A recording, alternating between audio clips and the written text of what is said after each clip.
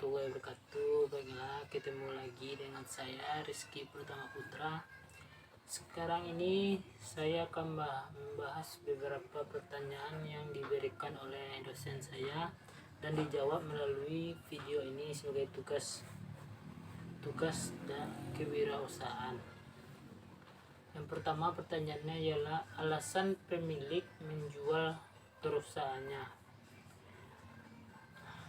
Baiklah, alasan pemilik menjual perusahaannya bisa dapat kita beberapa faktor yang membuat perusahaan ini ditutup atau dijual.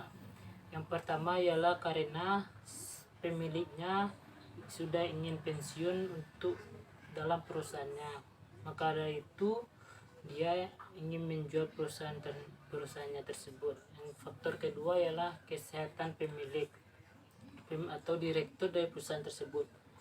Karena kebanyakan dari perusahaan ini mungkin banyak bisnis kecil yang menemukan kesuksesannya terhadap kerja keras pemiliknya. Setelah pemilik tidak dapat melanjutkannya, maka bisnis itu akan bangkrut. Maka dari itu mungkin kesehatan juga merupakan faktor kenapa pemilik menjual perusahaannya. Yang faktor ketiga ialah tidak adanya generasi penerus perusahaan bisnis keluarganya tersebut. Karena terkadang pemilik terpaksa menjual perusahaannya karena memang tidak ada lagi yang akan meneruskan perusahaan bisnisnya itu, walaupun dia memiliki seorang anak, mungkin anaknya mungkin tidak dapat melakukan bisnis sesuai dengan bisnis orang tuanya.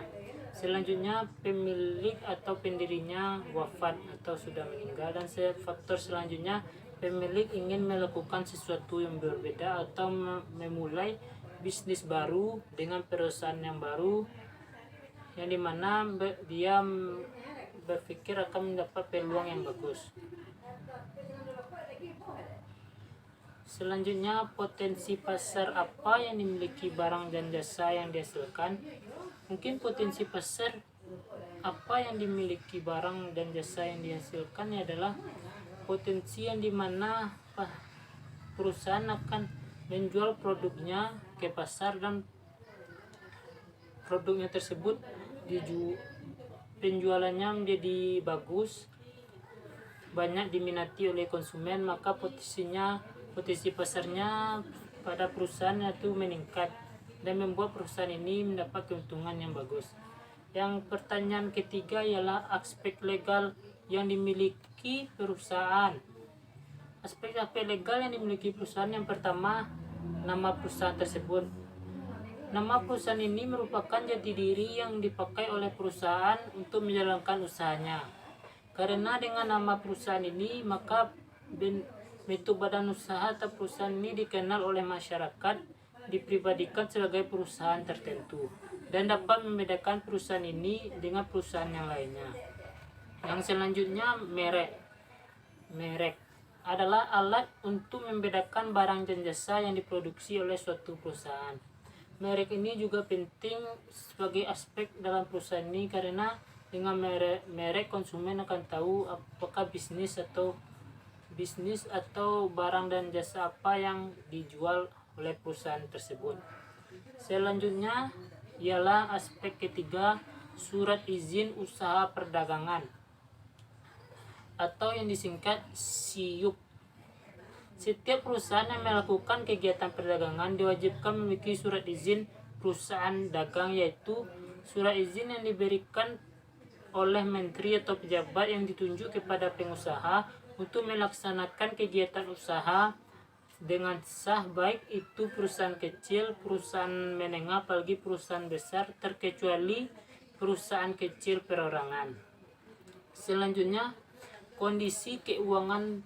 Pertanyaan keempat, kondisi keuangan perusahaan yang akan dijual.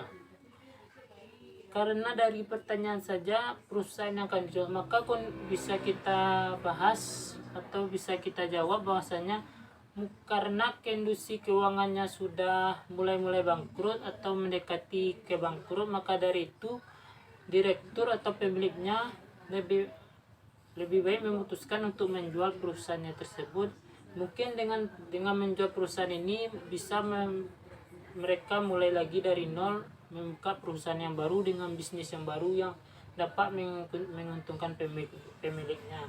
Maka dari itu, jika di kondisi keuangan perusahaan yang akan dijual ini pasti sangat miris dan akan mendekati arah-arah ke bangkrut.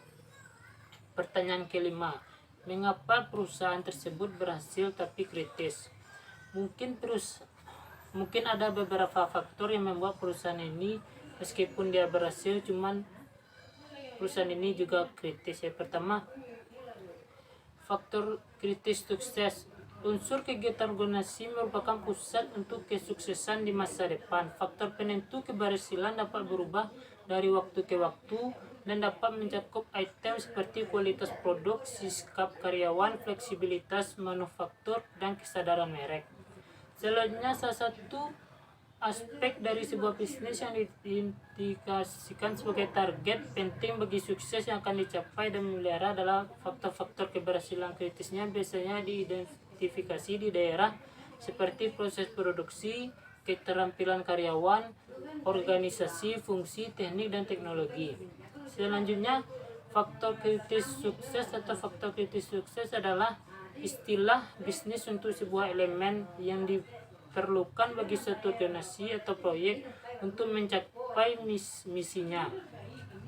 Maka dari itu, perusahaan yang berhasil tapi kritis ini mungkin dia berhasil dapat disimpulkan bahwa mungkin perusahaan ini berhasil untuk menjual barangnya sesuai dengan konsumen, sesuai dan diminati oleh konsumen. Namun kritisnya ialah mungkin adanya kendala faktor internal, sepertinya mungkin kualitas produknya akan mulai itu, sikap karyawannya, attitude-nya, bagaimana cara pengambilannya pada faktor-faktor tersebut. Mungkin itu salah satu mengapa perusahaan ini disebut mungkin berhasil dalam menjual produknya, cuman kritis dalam urusan faktor internal perusahaannya. Baiklah, hanya itu yang bisa saya sampaikan untuk video kali ini. Saya akhiri, wabillahi taufiq wal hidayah. Wassalamualaikum warahmatullahi wabarakatuh.